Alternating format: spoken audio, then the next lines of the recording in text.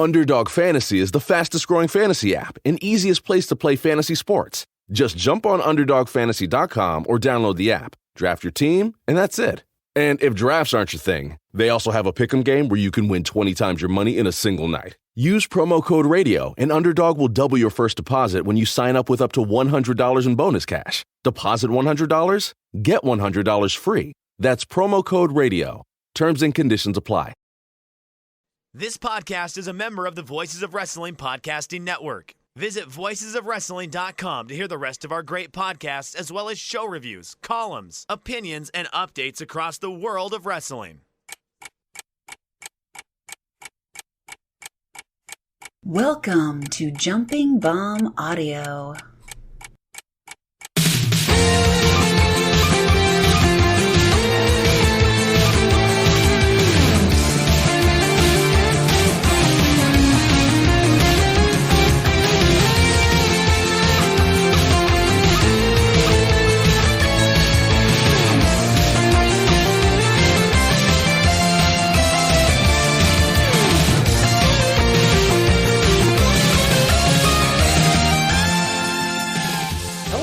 Welcome back to Jumping Bomb Audio, the number one podcast all about the world of Joshi Pro Wrestling. My name is Taylor, and I'm joined, as always, by my good friend Kelly. Kelly, happy May and happy Golden Week. Happy Golden Week. You know, prior to just starting the show, I had an event happen to me, and I was like, all right, this is some good early show banter material. So I went to the bathroom because, you know, you got to before you do a show. Originally, I wasn't going to, and I was like, you know, I should do that just in case. And while I was peeing, I was like, see, Kelly, this could all have been in your pants instead of in the toilet. And then I look to my right and see a big old bug. And I'm like, oh shit, what's that? And I think it was a stink bug.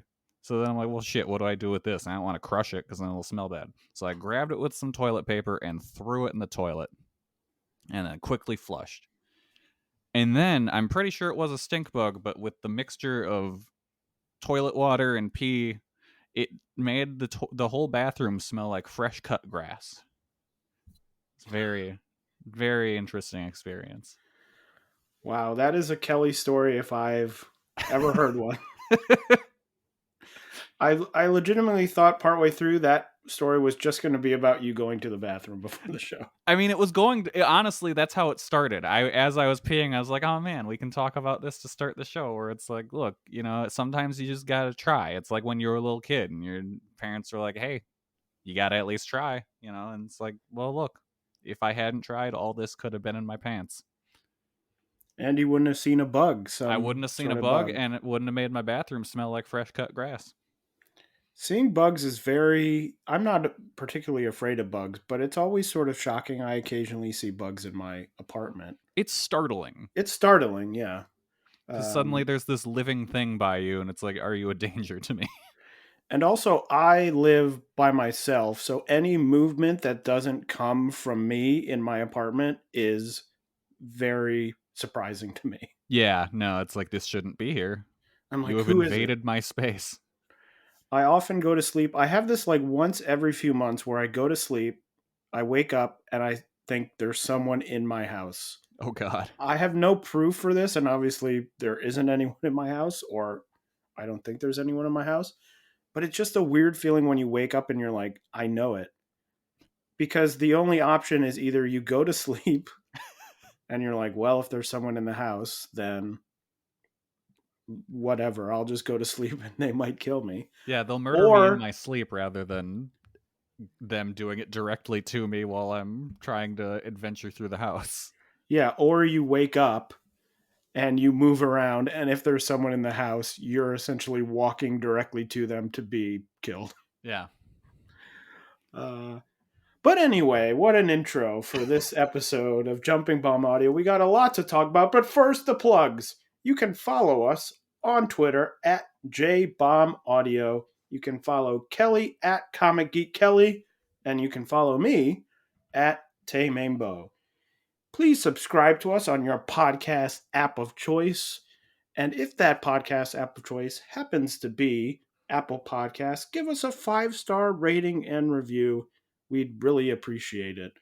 And if you're feeling extra generous, you can donate to the show at redcircle.com/shows/jumping bomb audio. And one additional plug this week. On Tuesday, I will be appearing alongside host Andrew Rich on the new episode of Music of the Mat, covering 10 great Stardom themes from the heavy hitters of Stardom. We're talking Shuri, we're talking Utami, Momo Watanabe, Starlight Kid, Azumi, and many more. Had a great time on the podcast. So when that comes out on Tuesday, give it a listen. It's a great show. It's been one of my favorites, really, since it began for many years. So check that episode out when it drops. But back to our show, we got a lot to talk about. We got the Stardom Cinderella Tournament finals. We have some SEAdLINNG to talk about, Diana to talk about, some Tokyo Joshi. And then, of course, we have a ton of shows to preview with Golden Week coming up. So we are going to dive right in to talking about Stardom Cinderella Tournament 2022 finals from Oda City General Gymnasium on April 29th in front of 2,017 fans. Kelly, what do you think of the show overall? Overall, I enjoyed it. The only thing I wasn't super hot on was the gauntlet match, but that's here or there. Like the rest of the card, I really enjoyed. One thing that stood out to me, I don't know if you noticed this. Did the crowd just seem super dead throughout the entire show to you? I've just sort of started ignoring the crowds. Yeah. Like, to my own detriment, because at the Korakuen with the Cinderella matches on it, they started cheering, and it was so funny because I saw people start like tweeting, commenting, being like, "Oh my god, cheering's coming back." And I was like, "Oh, I've just tuned myself into ignoring completely what the crowd is doing." That it has no effect on me. And even like that sort of positive, it wasn't a ton of cheering, but it was some. Like, I just sort of tuned it out because I'm like, the crowd is not going to help my enjoyment of this match, so I'm just going to ignore them. Yeah, typically I'll do the same, but like sometimes I'll more just notice the absence than anything. Like clapping is whatever, but it was just like nothing. It was weird. Like they were oddly quiet. And I don't think it was the show's doing at all. Like I thought the show was pretty good, but just I don't know. It seemed like, and it's not like they didn't draw. They drew a pretty good number. It's just I don't know. The people didn't feel like clapping. Everyone hurt their hands the previous day or something. Yeah, and I don't know exactly what's happening in Japan. I know that like sports are, I think, starting to allow cheering. So it could just be a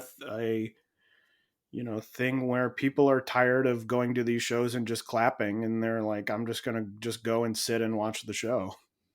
Yeah, makes sense. I thought it was a solid show. Not, probably not my favorite show, but I thought it was very good from top to bottom, highlighted by one match, which I thought was phenomenal, which we'll talk about in a little bit.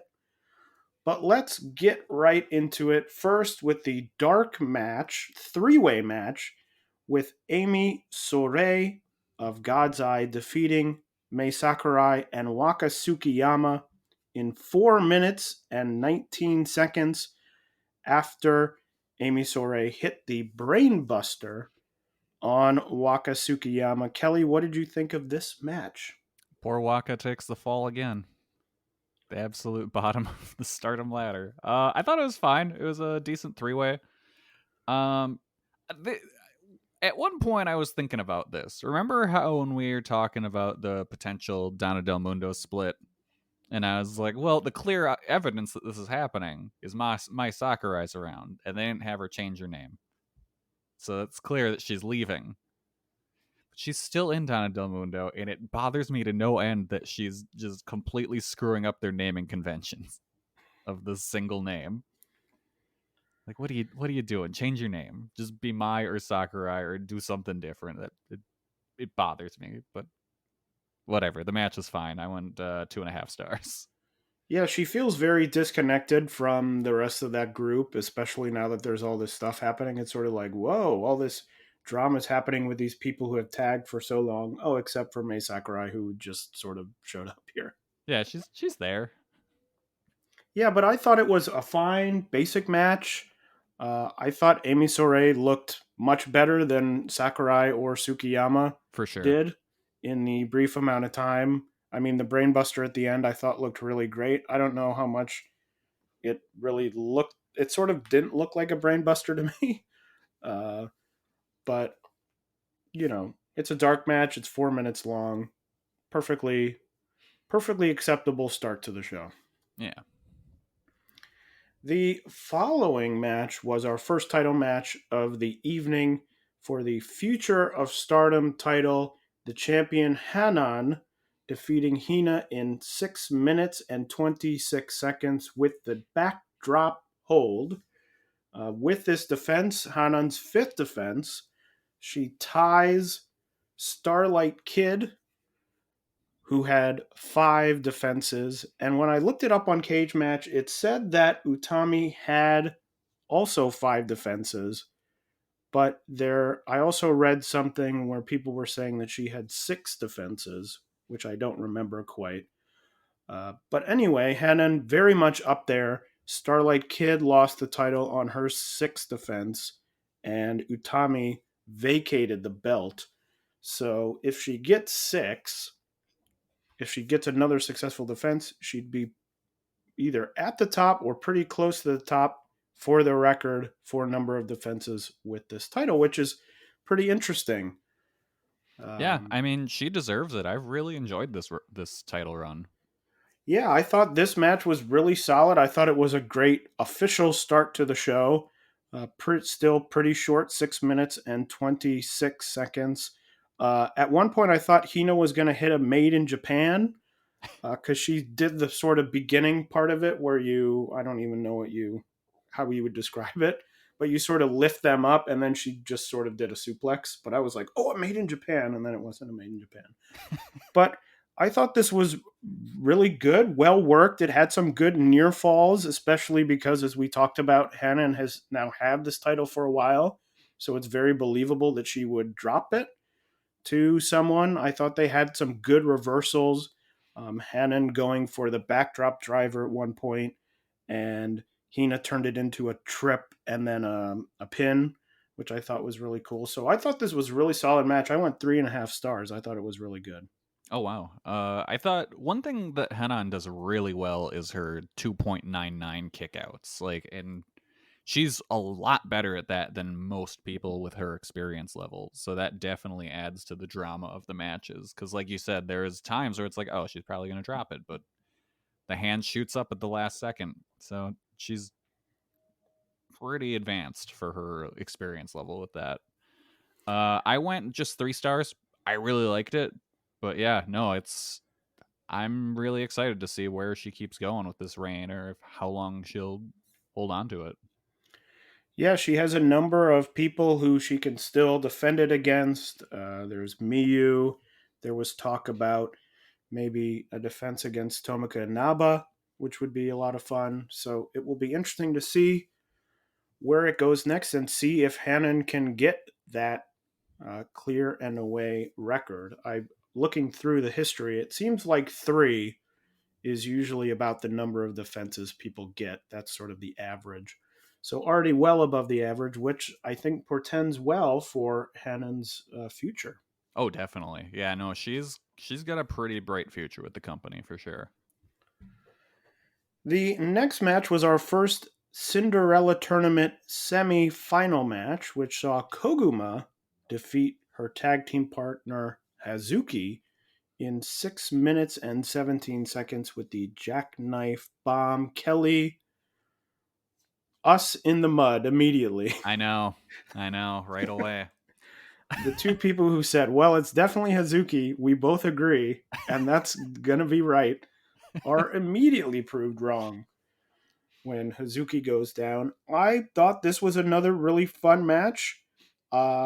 It's sort of my style of match, the high speed, quicker style. I really liked near the end, there was the code breaker that Yes. got turned into the pin, which I had never seen before and I thought was really cool. And I just said super fun match. I went 3.5 stars again. I'm a 3.5 star guy on this show. Yeah, I'm 3.25 on this one, and yeah, that code breaker counter was awesome. Like that was the one thing that I'm taking away from this match for sure. Like that was super cool, and it's like Koguma's really kind of inventive in that way. Like she does interesting things where it's like, oh, I've never thought you could do that before. Yeah, certainly does a lot of fun things. I mean, I know sort of both of us when Koguma started back, I should say, returned to the company. We both sort of were like, "Oh, this is fine." Yeah, But she has really become one of my favorite wrestlers over the past few months to watch. I definitely. think she's really fun to watch. She's creative. She has she sort of wrestles a style that I really like. And both her and Hazuki have been really solid additions to sort of the mid card of Stardom. Yeah, Koguma, she just wrestles differently than almost everyone else in the company. So it's a welcome bit of variety.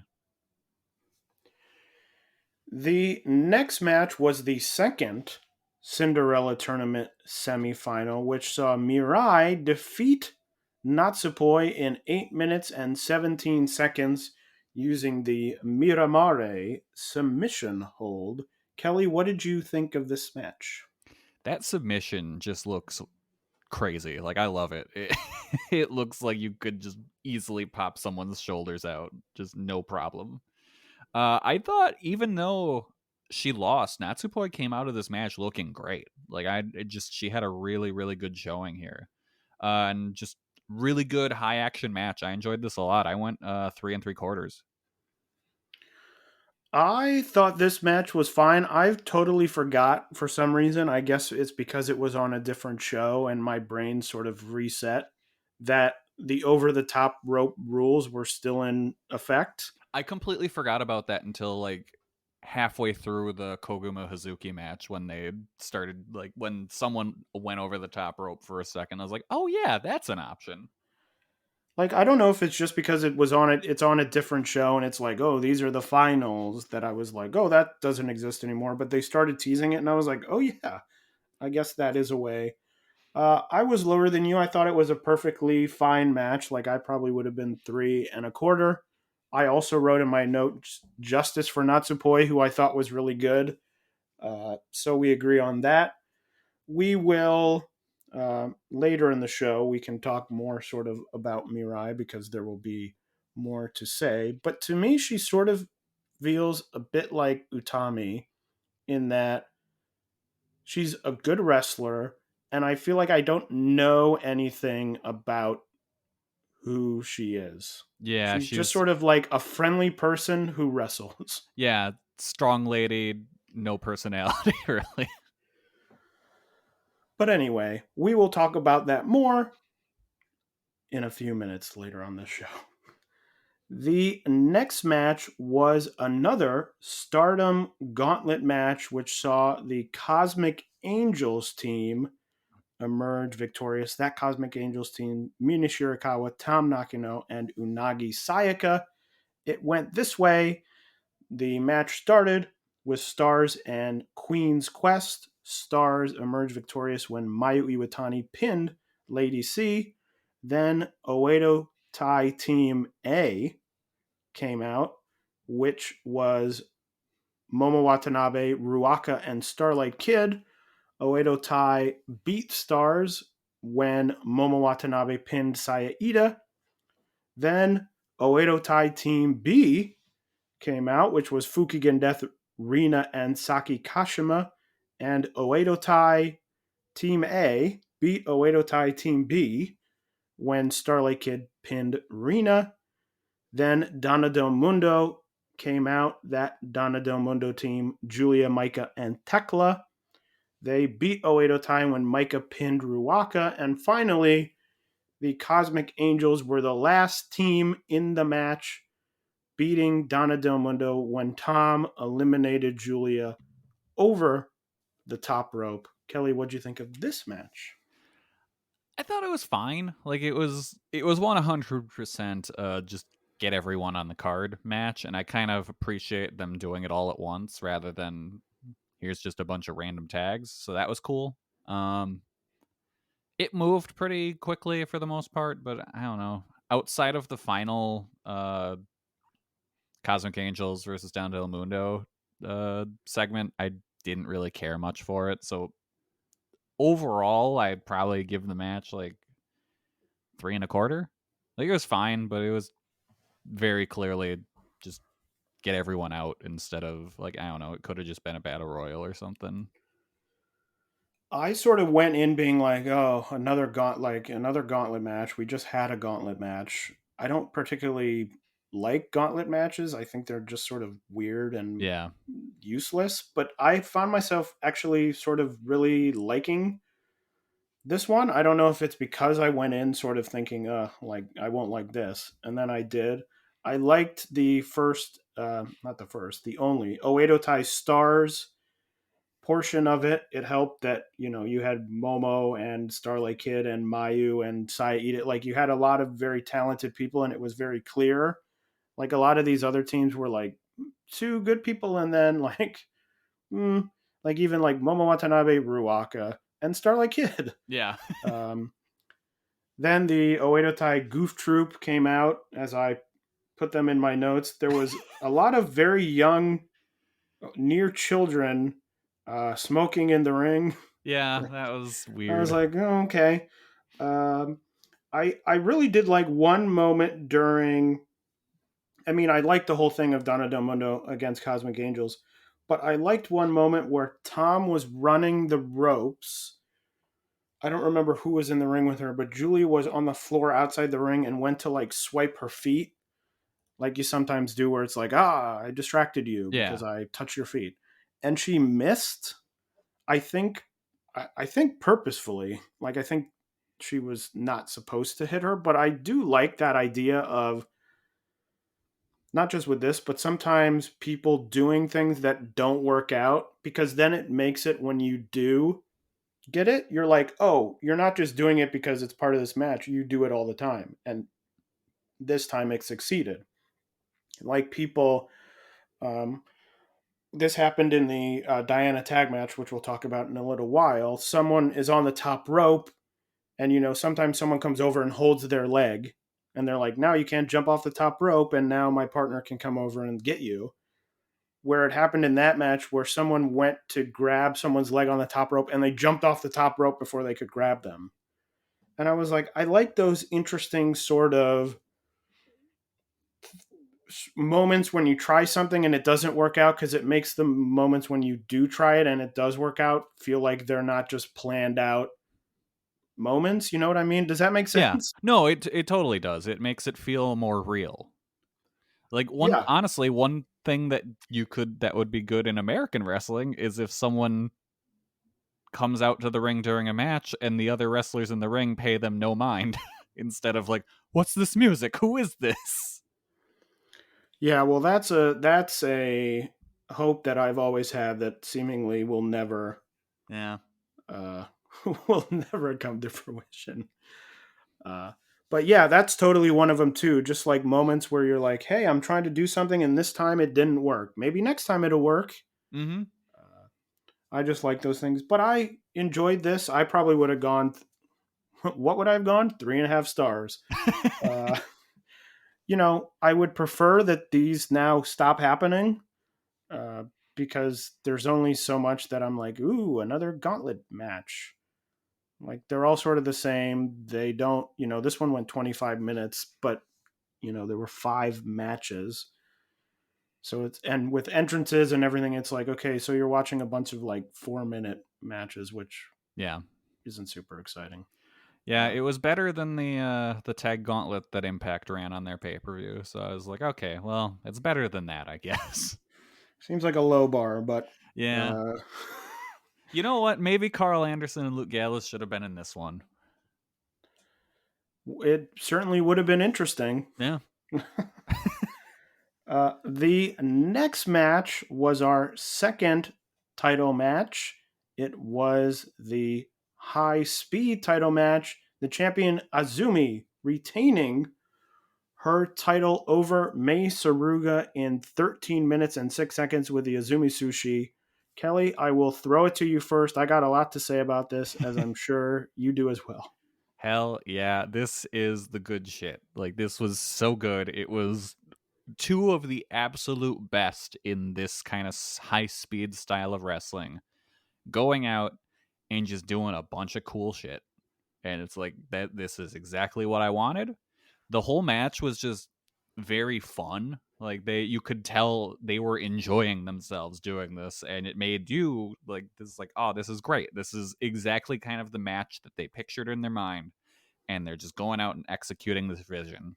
And it was great. I loved it. I don't know how you can watch this match and not come away thinking that May is anything other than a star. She came off so well here. Like, it really felt like Azumi was like, all right, we're gonna get you over with this. Like, I'm sure there's a ton of people seeing her for the first time outside of the Rumble, the last big show, and they did a great job.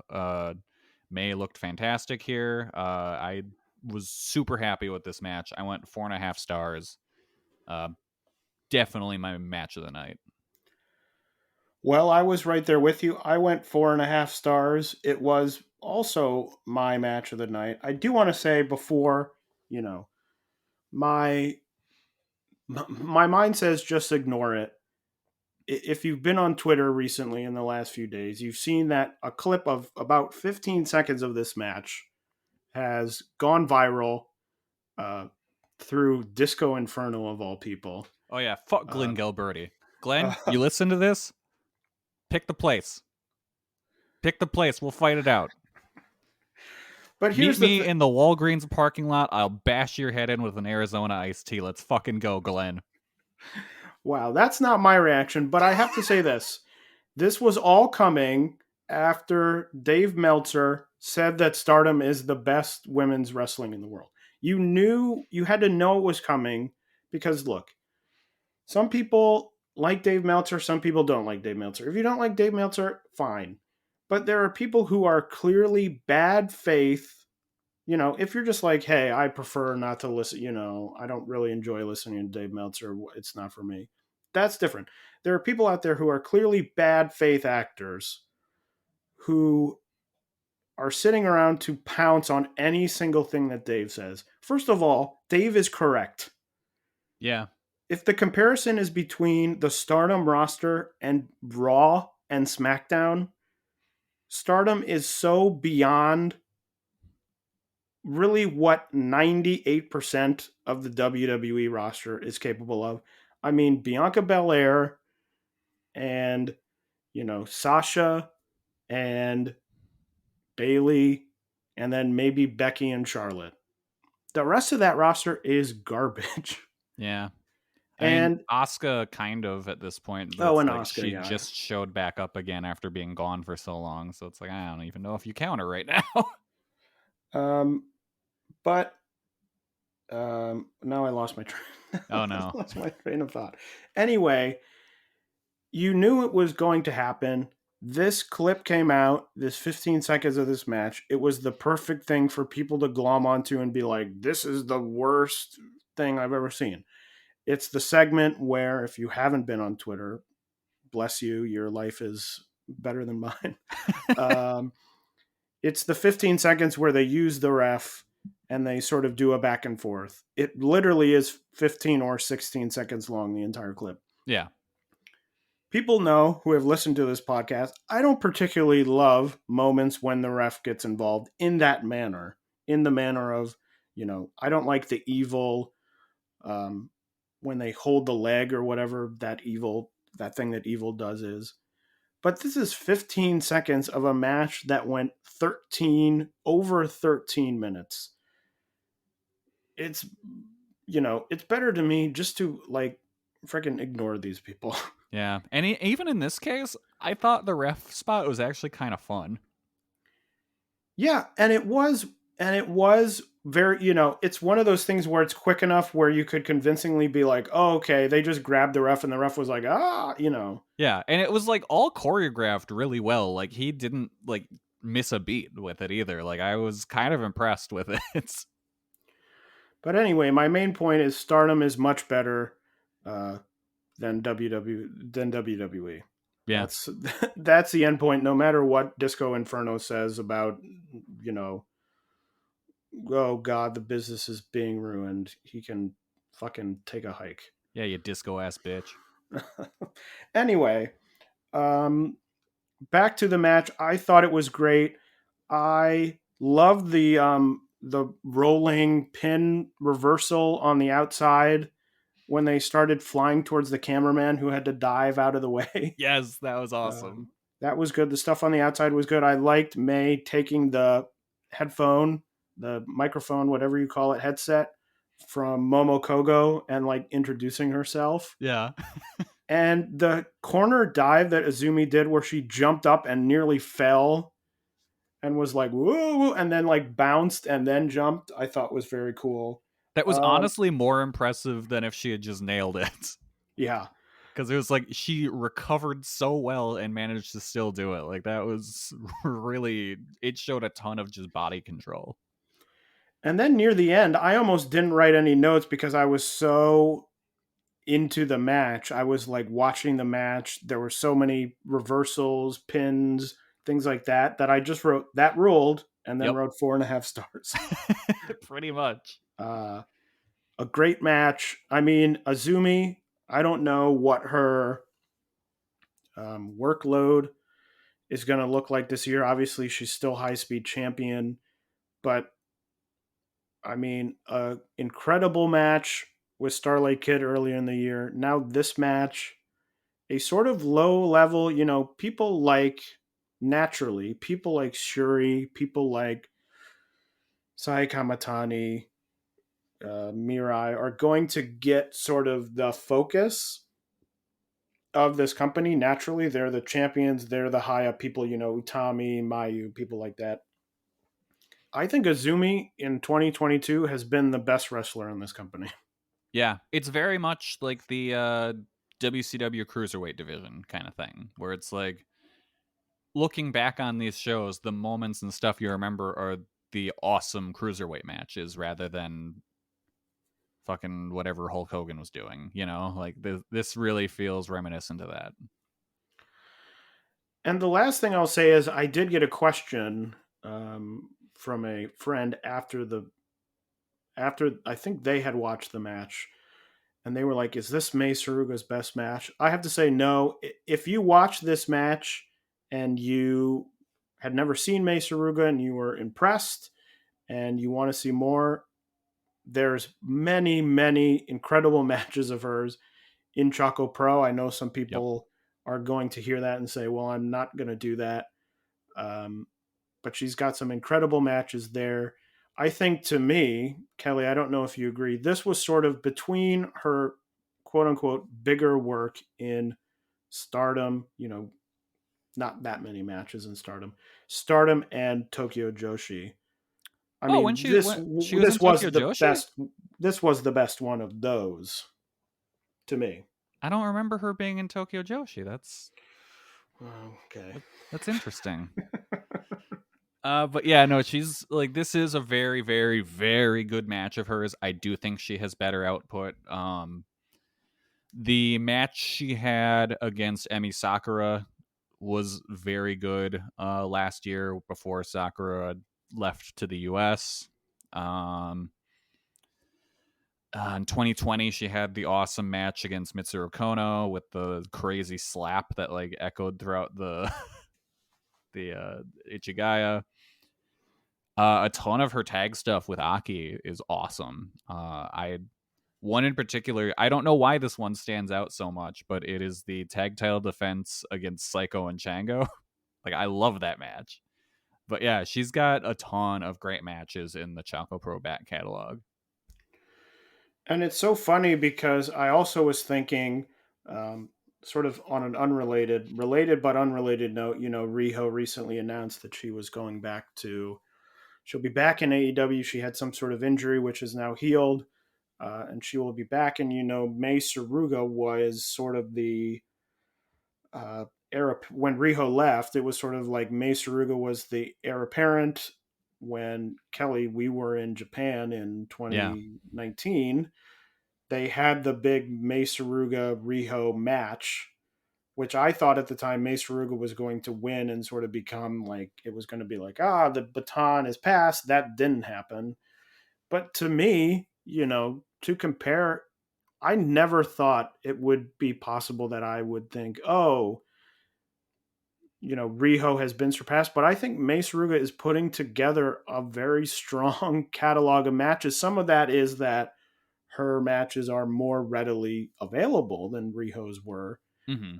Back when Riho was wrestling in Japan with Gatoh Move and things like that, Mei Suruga has gotten these opportunities on bigger stages like Stardom. But Mei Suruga, from someone who a few years ago I thought, she'll be a nice, little replacement for Riho. She may never be as good. I mean, she gets better seemingly every time she's in the ring. Yeah. May is one of my favorite wrestlers right now. Like, for sure. Easy top 5. One of my favorites. Like, just, I always go out of my way to watch her matches. And just, she's grown so much as a wrestler. She's got the personality stuff down. Like, she has a character, like, and it shifts depending on, like, the show. Because sometimes in Choco Pro, she's like, you know what? I don't like this person. I'm a heel. Like, just sometimes she's like, hey, it's Chris Brooks. I'm going to use the English I know to call him bad white names.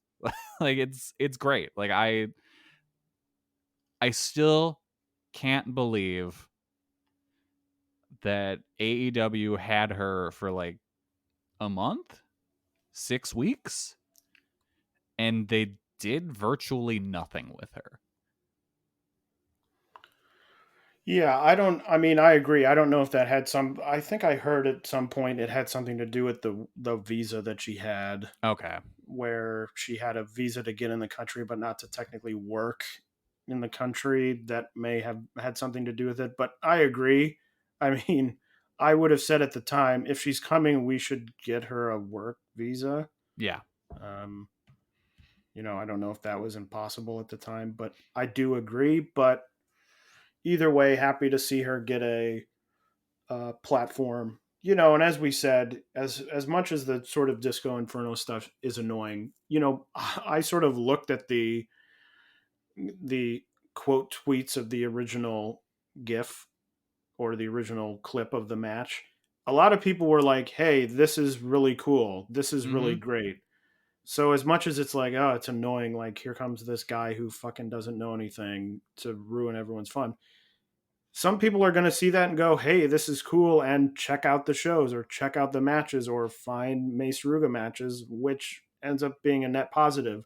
In the immediate, it's annoying, but, I think a lot of people are going to see this match and go, wow, this is really cool, especially after they dig into more of the match. There's the other clip that's floating out there of Mei doing the running jump off of the the pole the ring post. The ring post, yeah. And that is just, that's something she regularly does in Choco Pro, just because of that's the environment she's used to. And so it's interesting to see her bring that style to your typical just wrestling ring. Yeah. But overall, an amazing match. I would say of all the matches on the show, if you were only going to watch one, this would be the match to watch. Yeah, definitely. And selfishly, I hope Mei doesn't get locked up by Stardom.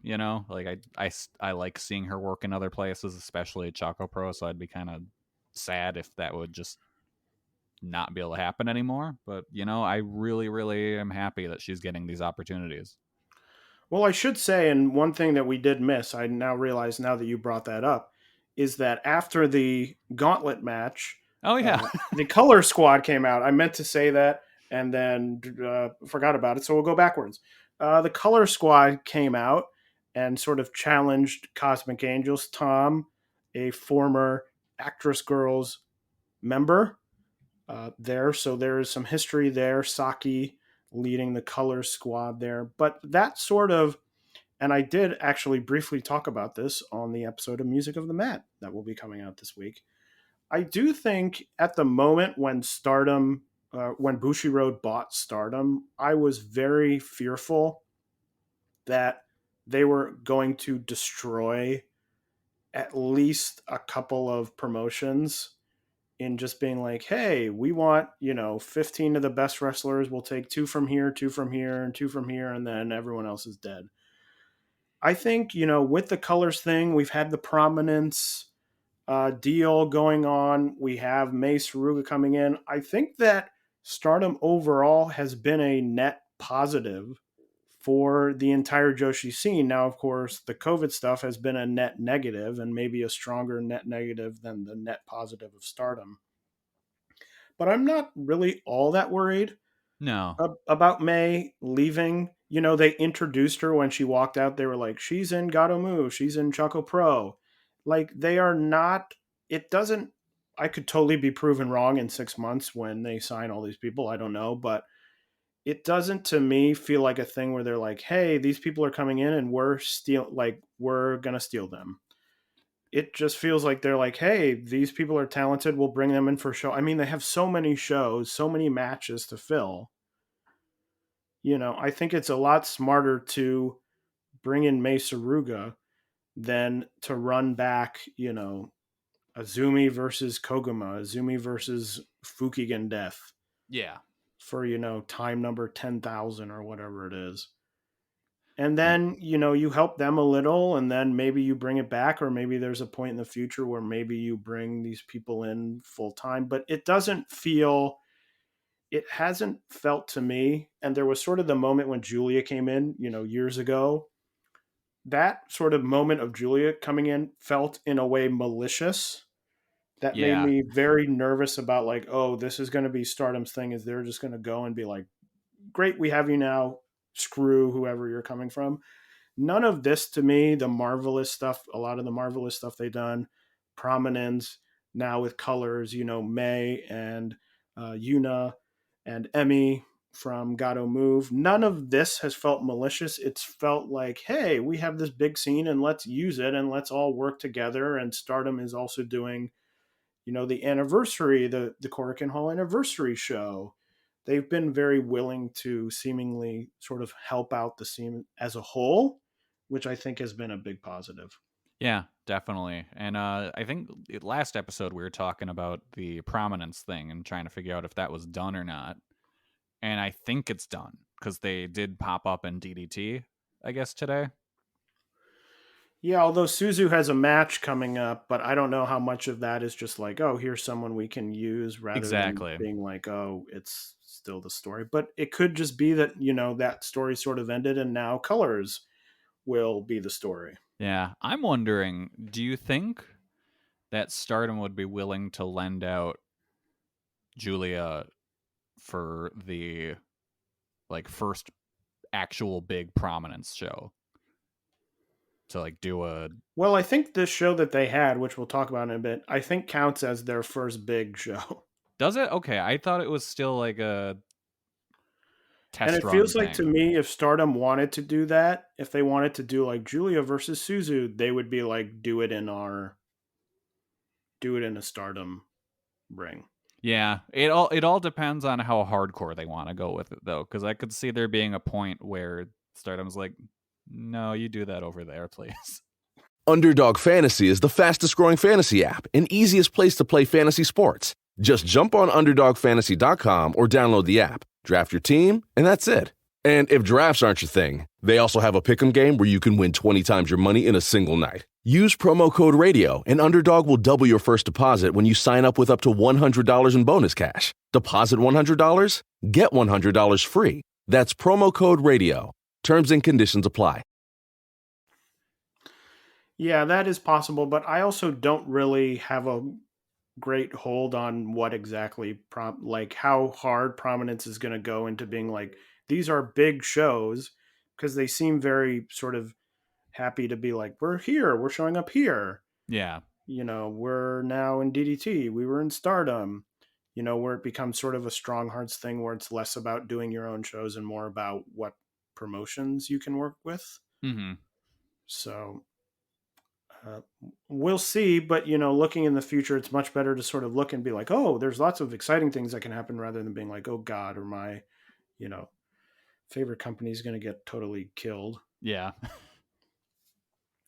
The semifinals of the show was the Cinderella Tournament finals, where Mirai defeated Koguma in 11 minutes and 45 seconds with the Mirai shock. Kelly, what did you think of the match? What do you think about Mirai emerging victorious from the Cinderella Tournament? I gotta be honest, this match really didn't grab me like at all. I don't know. I just thought it wasn't bad, but just nothing about it really connected with me. I thought it was a very lackluster final, and I don't know, kind of a lackluster winner. I guess like I don't see Mirai at this level. I guess, but yeah, it didn't work much for me. I went with the gentleman's three. What about you?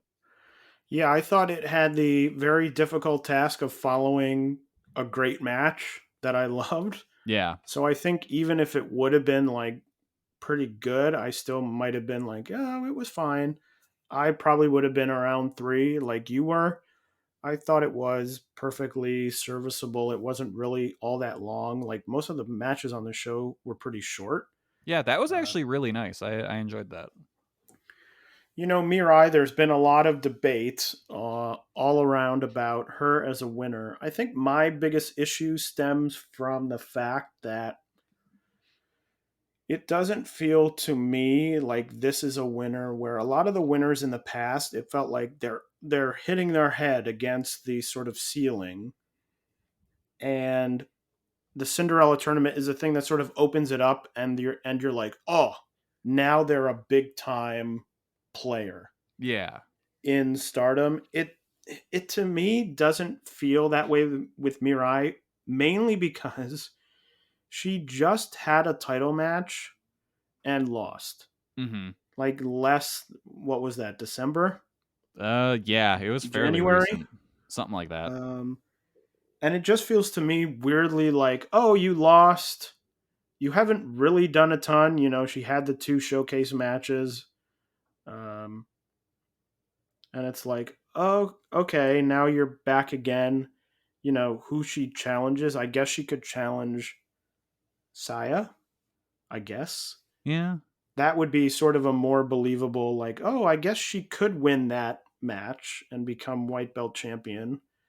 I guess it just doesn't feel like the usual feeling of like, this is a person who's really good and now they're going to get the rocket strapped to them and here they go. Like, woo, they're going and they're going to be a huge star in the company. Julia was that way. Um, and if we're about to talk about her in a second, if I am Micah and Himika, I am looking at Mirai and going, uh-oh. The 3 of us all sort of fill the same role. We're, no longer in the same group because Mirai is now in God's eye, so maybe that's helpful.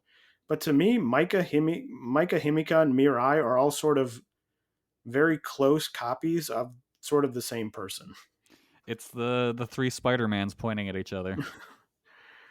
It's like tough, like tough wrestler who's sort of in the maybe upper mid card, who just doesn't feel like. There was also a lot of talk about people saying, well, they're doing this slow burn with Micah and Himika,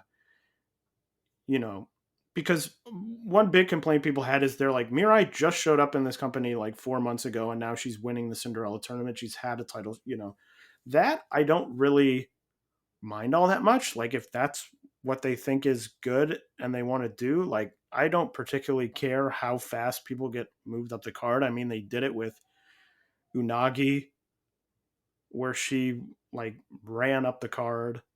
So I'm not all surprised in that way. It just is a thing where It's the same thing I've always talked about. It's like there's now a logjam of people who are very similar. Himika, Maika, and Mirai. They can't all get pushed at the same time. They're all fairly similar.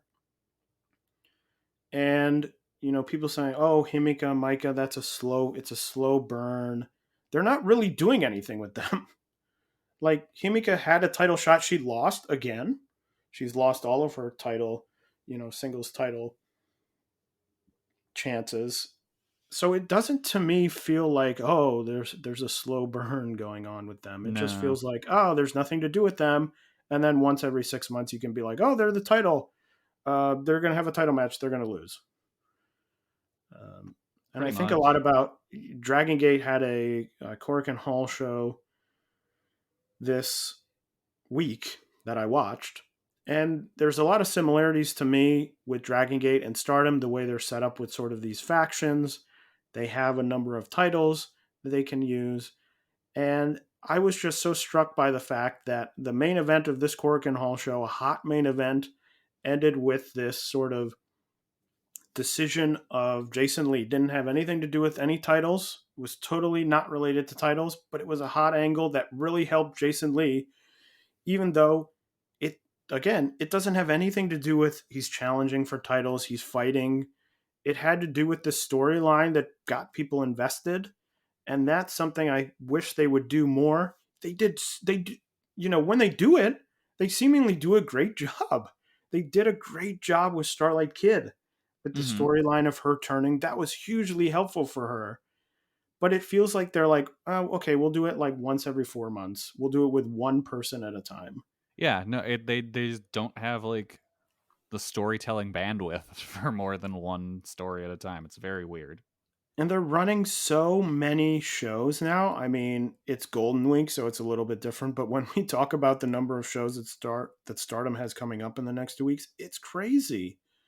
And there's so much room for you to do so many things with some of these people beyond just saying, okay, once in a blue moon, you draw with the champion and you get a title shot. Mm-hmm. So we'll see what Mirai's wish ends up being.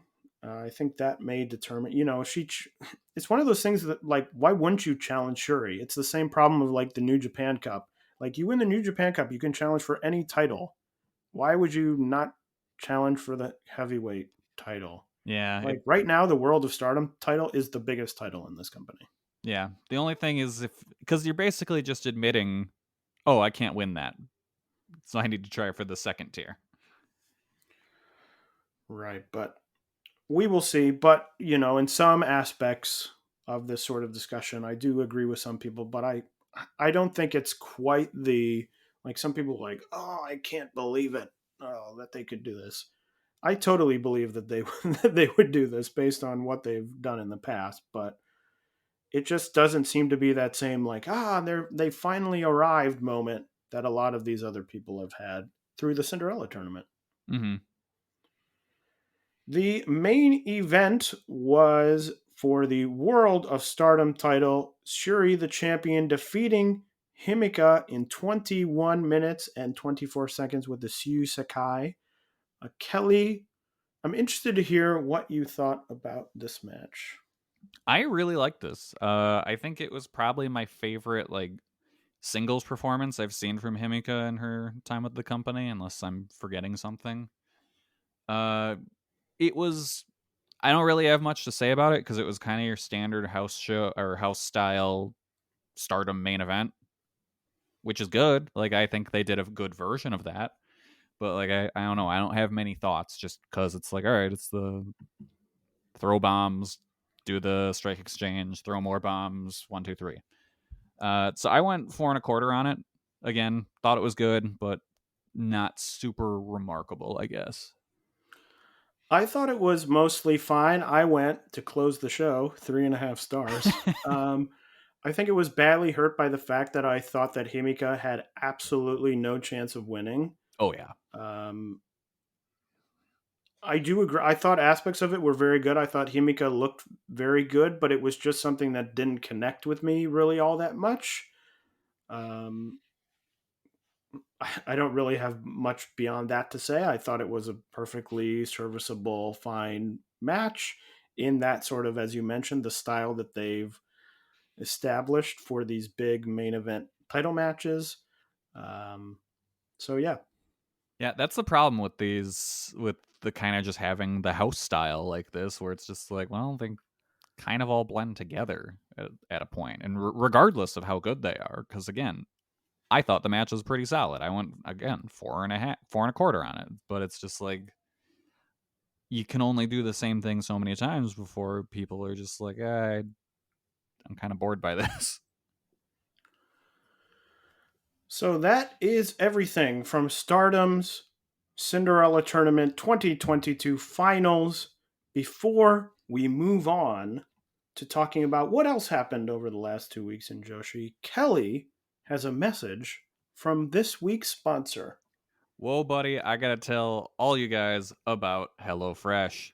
With HelloFresh, you get farm fresh, pre portioned ingredients and seasonal recipes delivered right to your doorstep. Skip trips to the grocery store and count on HelloFresh to make home cooking easy, fun, and affordable.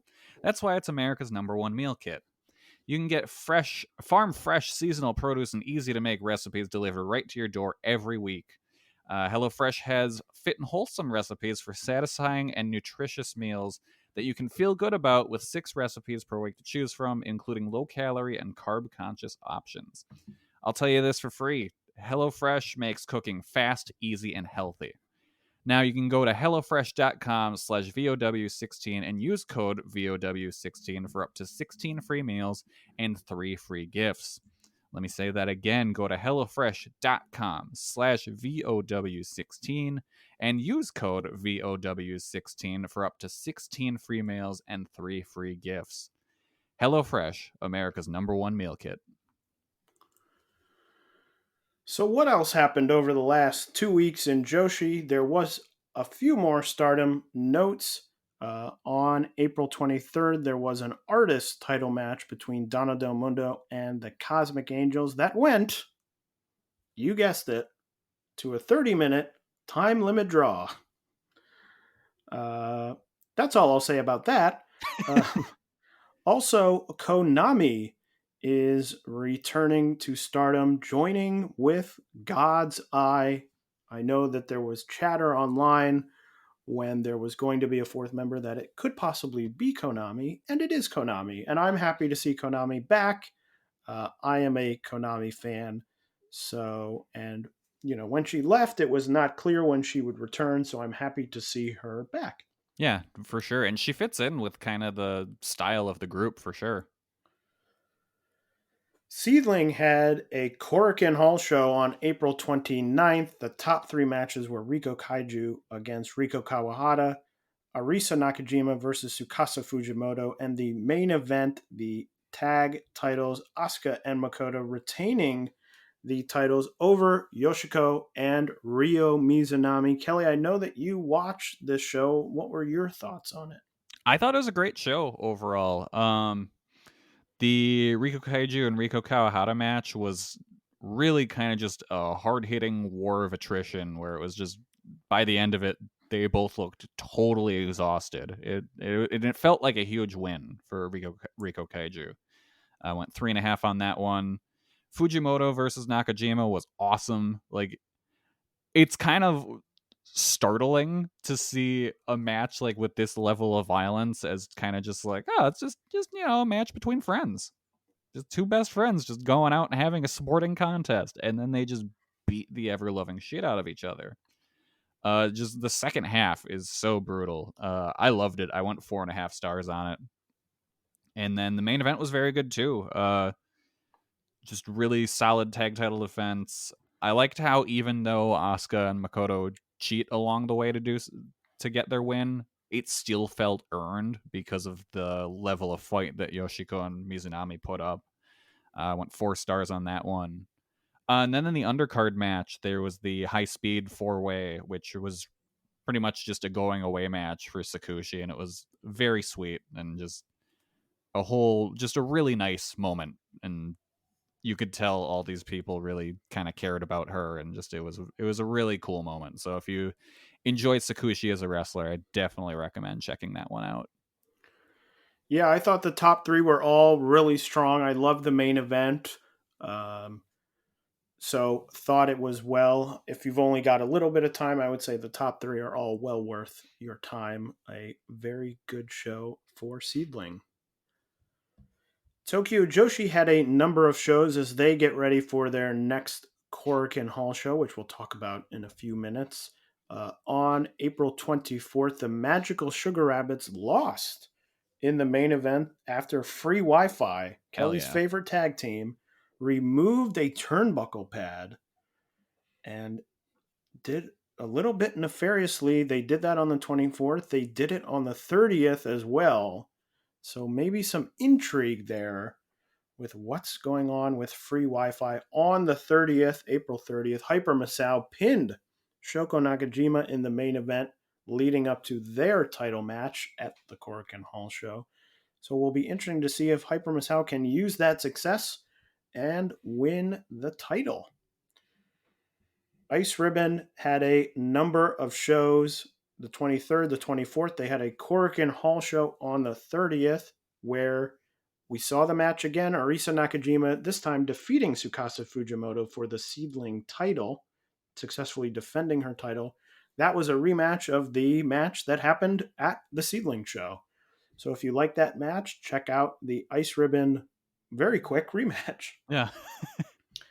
Diana had a Korakuen Hall show on April 29th. Aiko Sato defeated Nagisa Nosaki to win the Diana title. Jaguar Yokota won the Elizabeth title. And also Luminous and the Cosmic Angels went to a double countout in 20 minutes and 25 seconds. I did manage to catch that match before we started recording. I thought it was a very good match.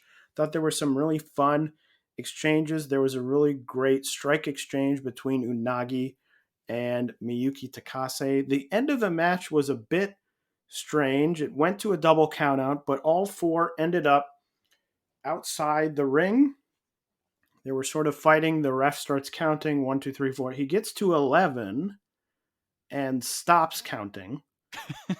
And I was thinking, okay, maybe he was counting too fast. Maybe they're supposed to get back in the ring, and he realized if he kept counting at the speed he's counting, they're going to get counted out. It was sort of weird. He then went out of the ring. He checked on people. He got back in the ring and started counting again, starting at 12. 12, 13, 14, 15. He gets to 19 and stops again. And I was like, okay, what's happening? At that point, the legal wrestlers in the match were Mina and Haruka Umasaki. And sort of Unagi and Takase were trying to sort of lift them into, from the ground into the ring, realized they couldn't do it, and then just started fighting each other again, at which point the referee then said 20 and they were both counted out. But it was just sort of the counting was off. I sort of got what they were going for, but it seemed a bit weird. But one to check out, I thought a lot of the match before the finish was very strong. Cosmic Angels team acquitted themselves very well outside of Stardom, so definitely check that one out. Marvelous had a Korakuen Hall show on May 1st, just a few hours ago.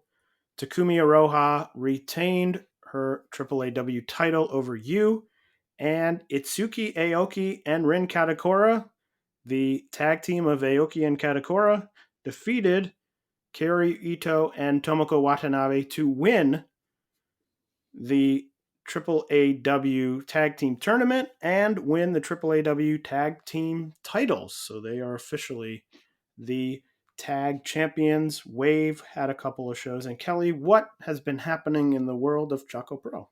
All right, Choco Pro's been running a bunch of shows. Choco Pro 220, the main event was Mei Suruga defeating Yuko Sakurai. This match, I feel, is actually a good companion piece to the Azumi match, purely because it's mostly submission based, so it kind of shows that Mei is well-rounded in that she's got a pretty good ground game as well as the high speed stuff. It's 3.5 stars, so it's not amazing, but it's definitely worth checking out if you're a new fan of Mei Suruga. Chuckle Pro 221, the main event, had Best Bros, Mei and Balianaki defeating Chie Koshikawa and Sayaka Obihiro. Chuckle Pro 222, the main event, was Sayaka Obihiro's 12th anniversary match, which saw Balianaki defeating her. Really good match, mostly submission and strike based. It really kind of shows off the good variety you get from Choco Pro. I went 3 3/4 stars on that one. Choco Pro 223, Masahiro Takanashi and Chris Brooks defeat Sayaka and Chie Koshikawa in the main event. Really fun match, just riddled with nonsense and interference. At one point, Mei was tossed out a window when she was the referee, so they got a new referee who was the Rossy Ogawa Memorial Award winner for Coolest Boobs, Hoshi Tango. He was then trying to count the fall, and Mei jumped in and stopped him because she is the real referee. So you had two refs fighting it out. Wild scene. It was fun, though. And then Choco Pro 224, the main event, saw Balianaki defeat Tokiko Kirihara.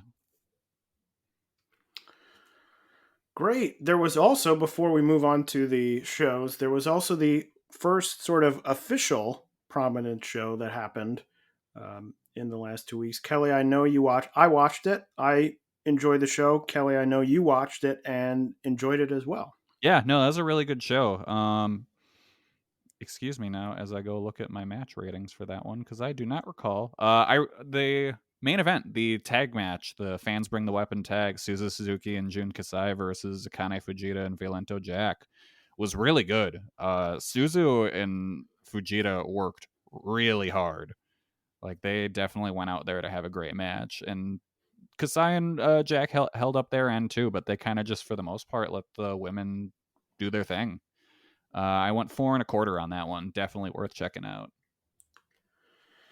And then I also managed to watch the Korakuen Hall 60th anniversary Joshi show, which I thought was very good. The main event, an excellent main event with the Sekigun members teaming with Starlight Kid. That one is worth checking out.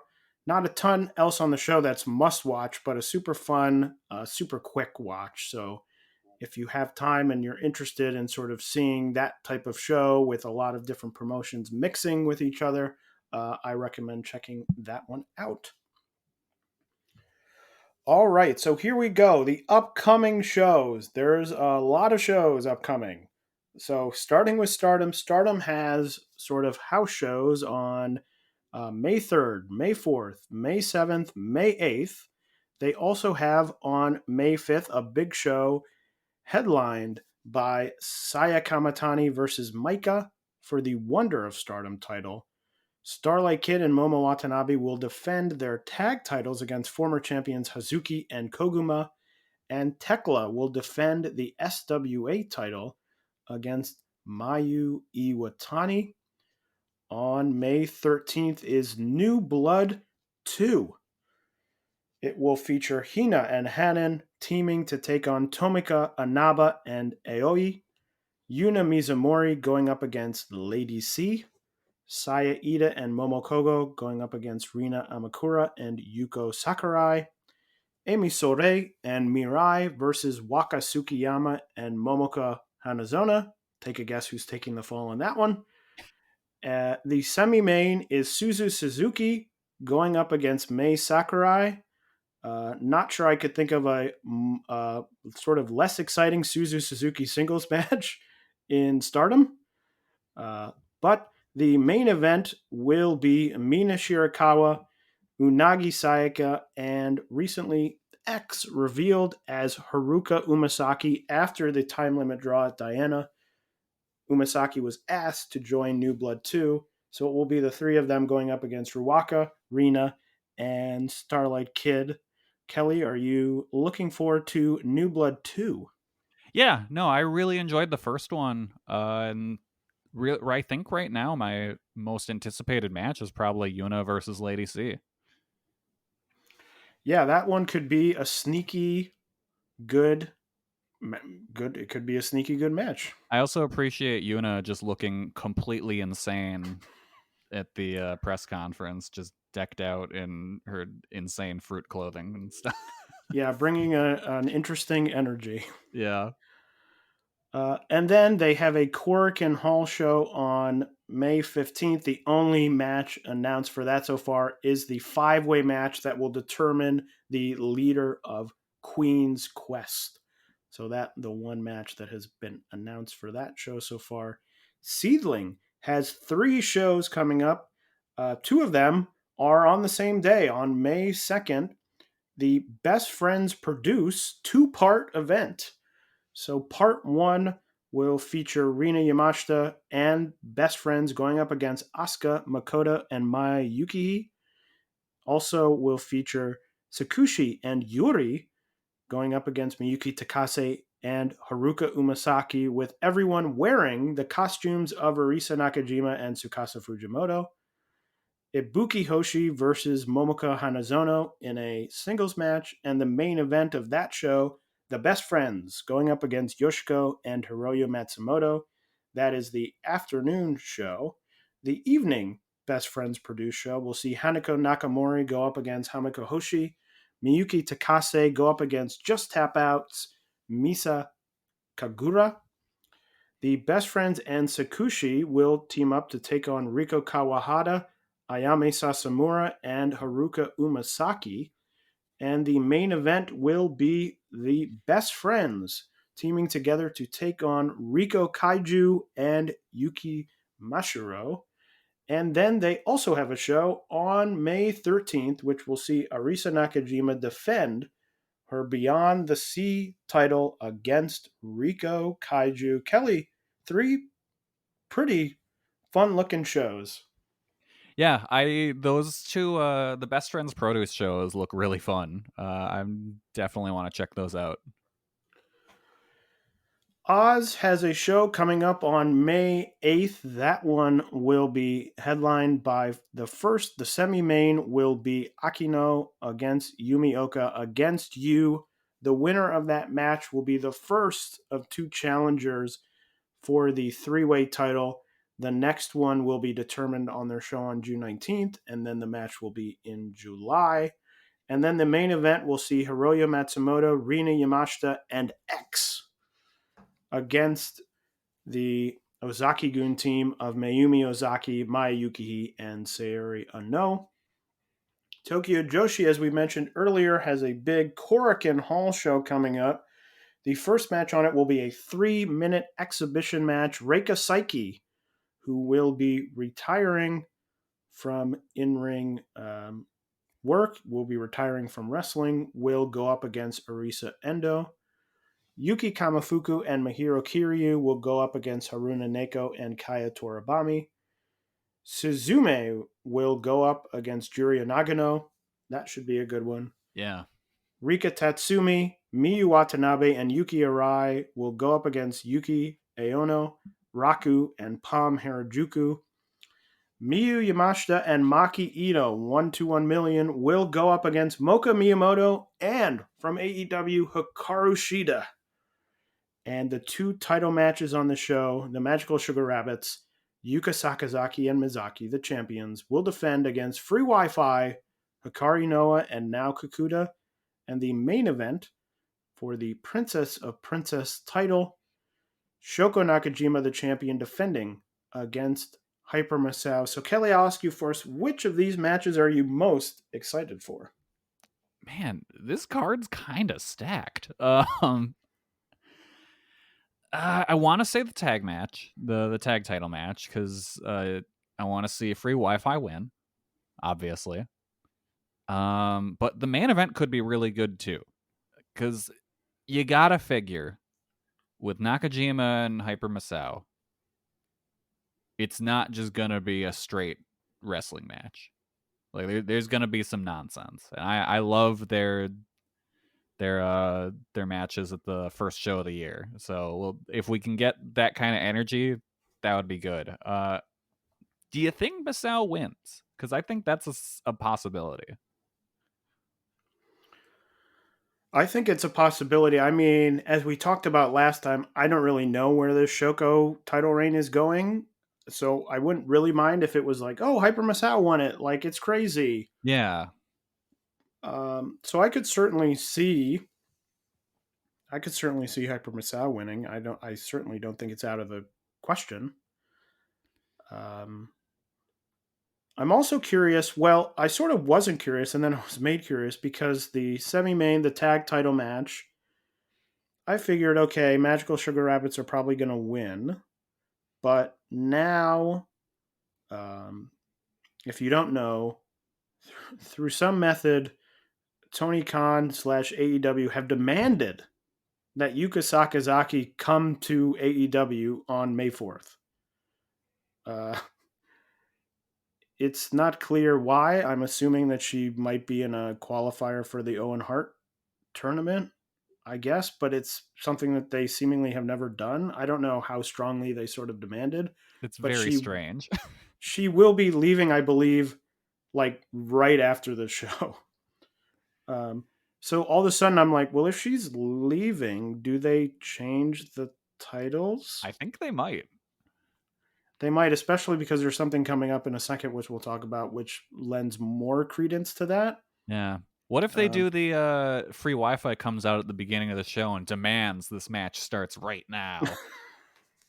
Well, it's so funny, the Gabe Sapolsky special, because there's something coming up on their next show, which is very Gabe Sapolsky-esque. I think the best match is, look, if Moka Miyamoto can give anything close to sort of the peak that she's shown, I think the 1-1 million against Shida and Miyamoto match will be the best match on the show. Yeah, that could be very good. It's like sort of all up to Moka. If Moka comes out and like kills it, I think the match is going to be very good. I also think, it's very close to the beginning. I'm sure it won't be that long. Suzume versus Juria Nagano could be very, very good. Mm-hmm. Suzume is the right sort of high speed wrestler where even if they've only got 6 minutes, she could go out and, bing, bing, bing, run around, have high energy and deliver something very good. Yeah. Yeah, this card's really good. I'm super excited for this show. The following day, they have another show. Tokyo Joshi has another show. Miyu Yamashita and Miyu Watanabe teaming to take on Saki Akai and Yuki Kamifuku. But the main event will be Yuki Arai, Suzume, Moka Miyamoto, and Ariso Endo against Maki Ito and whoever is the tag champions and the singles champions, essentially. Whoever is the Princess Tag Team title holders and the Princess of Princess Tag Team title holders. Now, in the notes, it says an alternate will be chosen if Yuka Sakazaki is still champion. That is the Gabe Sapolsky note. Yeah. Which is like, here's a match announced, but also this title match hasn't happened, so it's like, if still champion. To me, I think that that's the thing that puts the doubt in my mind, where it's like, could free Wi-Fi win? And then I guess they could. I think they might. I think they're gonna do it. Although I don't know if I'm overthinking myself and being like, no, they'll just it'll be, Shoko, Mizuki, and Rika Tatsumi, and they'll just be like, here you go. I mean, I don't know. That seems obvious, but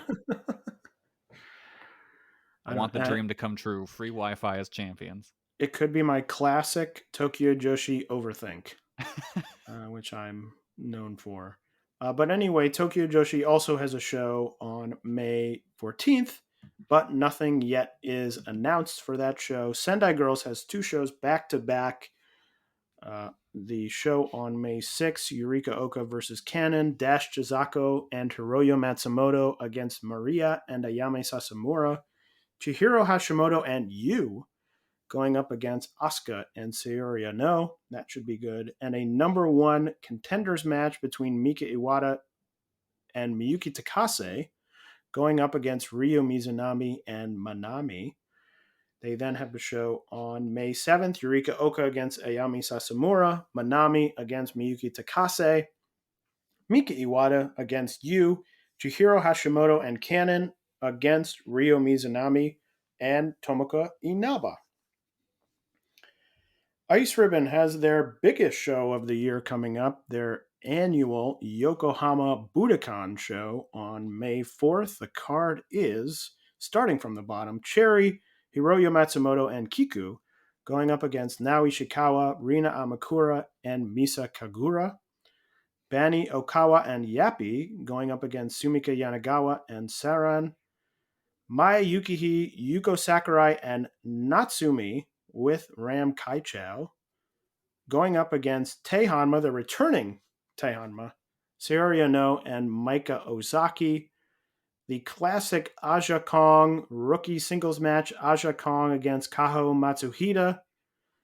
The triangle ribbon match, Yuki Mashiro, Makoto, and Rina Yamashita. That for the triangle ribbon. The tag titles will be the champions Saki and Hikari Shimizu defending against Totoro Satsuki and Yuna Manase. The Ice Infinity title will be Sakushi against Asahi, but that will not be the main event. The semi-main event will be the Tsukasa Fujimoto Holiday match. Tsukasa Fujimoto and Ibuki Hoshi going up against Arisa Nakajima and Hikaru Shida. And the main event, the Sakushi retirement match, Sakushi and Tsukasa Fujimoto going up against Hamika Hoshi and Nanae Takahashi. Kelly, I ask you again, this is another tricky one. What match here are you looking most forward to? I think you got. Oh, I was gonna say I think you got to go the main event, but the semi-main actually might be the better match with Fujimoto and Hoshi versus Nakajima and Shida. Yeah, so I'm going semi-main. That's my pick. What about you? Yeah, I think that would be my pick. I think the main will be good. I think the Ice Infinity title match will be good. A really stacked card. I'm interested to see, now that Aja is back and had the knee surgery, to see sort of what that rookie match looks like. Because a lot of those rookie matches right before she went on the hiatus were sort of like, I'm going to stand very still in one place and you sort of run around me and then I'll beat you up and win. Pretty much, Like, yeah. I just wonder if they look different or maybe they're exactly the same. But a great looking card. Ice Ribbon going through a lot of change recently, but I'm happy to see that this is a pretty stacked card. Ice Ribbon also has shows on the 7th and the 14th. Wave will have the opening round of the Catch the Wave tournament, which we talked about last episode. That show, though, will be main evented by a non-tournament match, a tag match. Yuki Miyazaki and Sakura Hirota going up against Miyako Matsumoto and Hikaru Shida appearing in Wave. Pretty exciting. Shida is going to be all over the place Yeah. This week, which is pretty cool. Happy to see. Coming off her loss to Serena Deeb in the Philly street fight. Yes, which I believe was the wrong decision. Anyway, another interesting looking match. Wave also has a show on May 15th. Kelly, do you know anything coming up for Choco Pro?